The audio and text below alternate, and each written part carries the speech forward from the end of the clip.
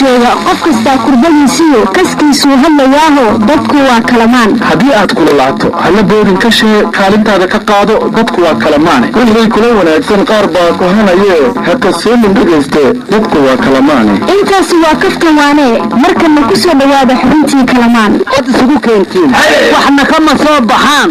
xaa kalood ma haysan qaylo war ma kama tunmaane war mayaarooda ka soo shaqata warnimaya waalantiin wadanku waalanaayobu warkaanku yii war waxaa la yidhi war ninkii helaa talo wacan helee dadka haddaan wax u sheegnay maxaa kaloo nala ku eedeynayaa war annagu tabar ma hayne talaan hayna war waa taladaase marka hore qorshaa loo dhigaa hawl haddaad qaban qarashkiiyo wakhtigay qaadan baa lagu qiyaasaa qabanqaabadaa lagu xijaa howlqolqaasiga in yar baa dabeen loo wadaa qaabka ay tahay qardajeexa waa lagu lumaa qariska tuurka ah qabqabiyo iswaalkii horaa eeday qaharkaase qof jeclaysi qaran laguma dhaqo qoomdhan leeyahay war waxaa la ogaaday haran cadka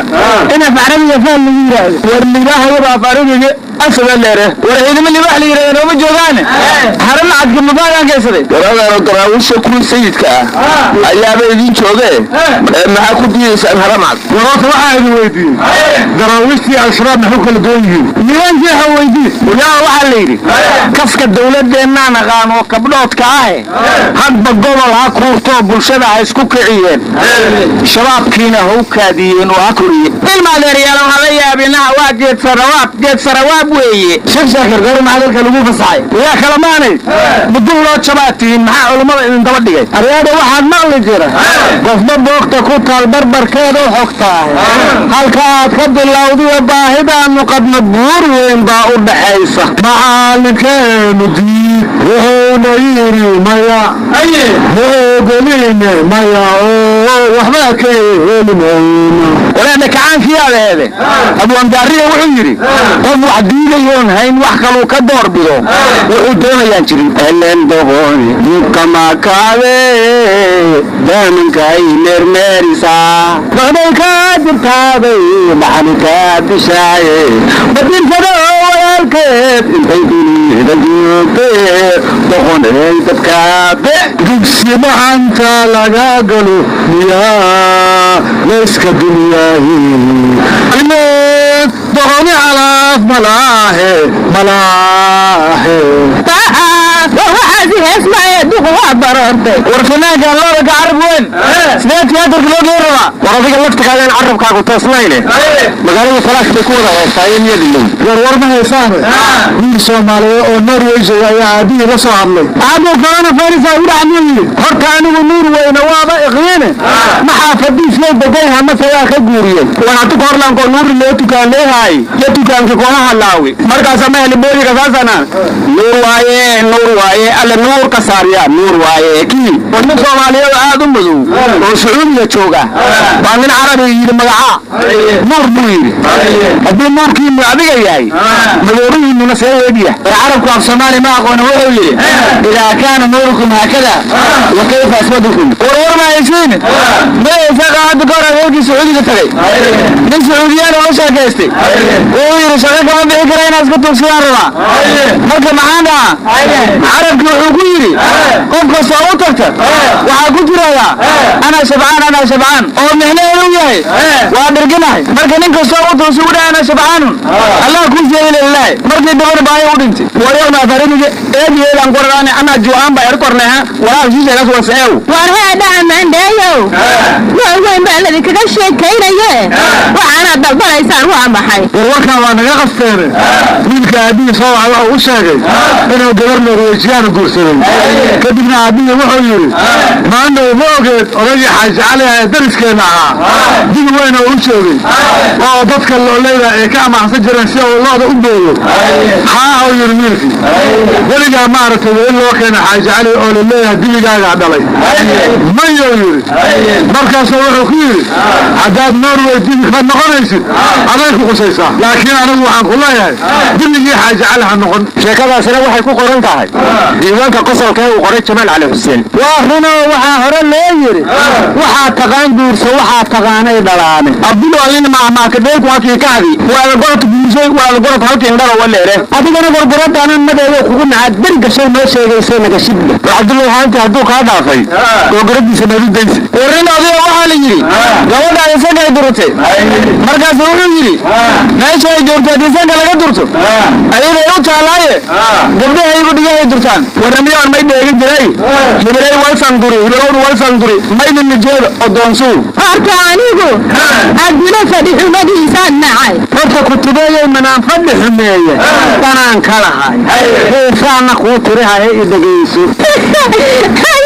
inta gabar la koodsa kaliga jawaa aniga ka shaa'iida taale karaan ku qurxoonay kada loo fadhiisiga kaalmaankaaga baahnaa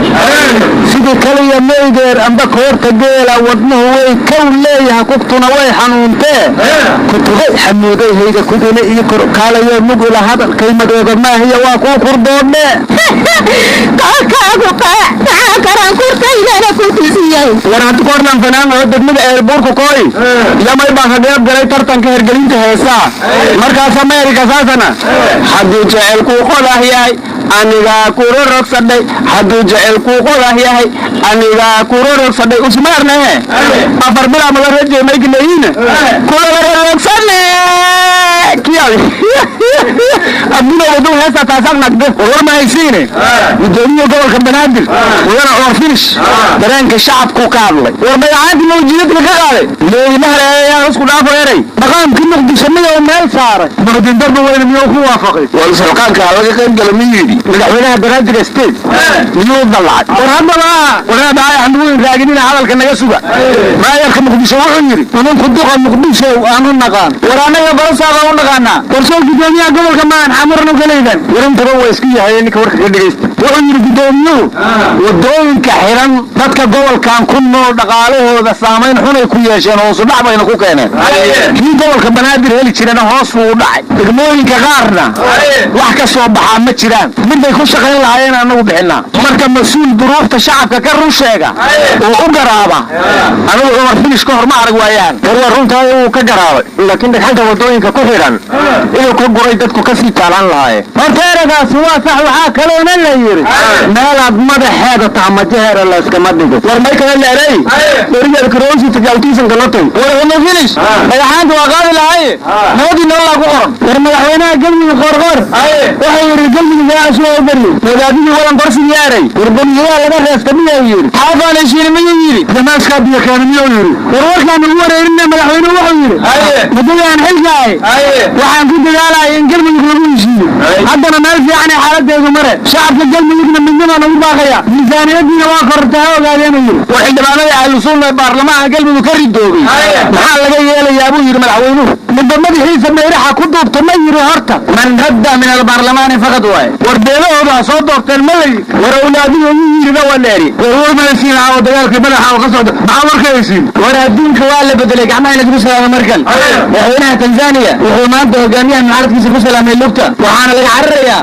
coronavirus Soomaaliya lugus kuma salaanteen man xarash soo hayo dagaalamayaad noo sheegtay wax kala cadeey dowladda Soomaaliya waxay tiri dad Shiinaha ka yimid Soomaaliya geli karaan wadanka Soomaaliya ilaa 20 cisho war la degdeg ay Shiinaha ka sii qorsheynaya arko hoomana war dowladda Soomaaliya waxay kale tiri Iran dad ku xayiran war dowladda kale caalamka ku taalo go'aan la mid qaadatay inay aragtay war 29 xildhibaan oo baarlamaanka Iran ka tirsan ayuu coronavirus ku dhacay war safarka faraha badan ee labadiya nool inay coronavirus wadanka keenaan baan ka baqaya war waalan jirinta lagama maarmo faraha qaranka nadan buu ogalayna hatta corona waraayada xisbiyada walaga gatay waxa ku dhacay war lacag baa loogu baaqay war yaa ilaahay ka baqo shaqaysta sabti bisrata maanta sharaxa u dhiibaysa shaqaasta ma diis meesha diinay u joojiya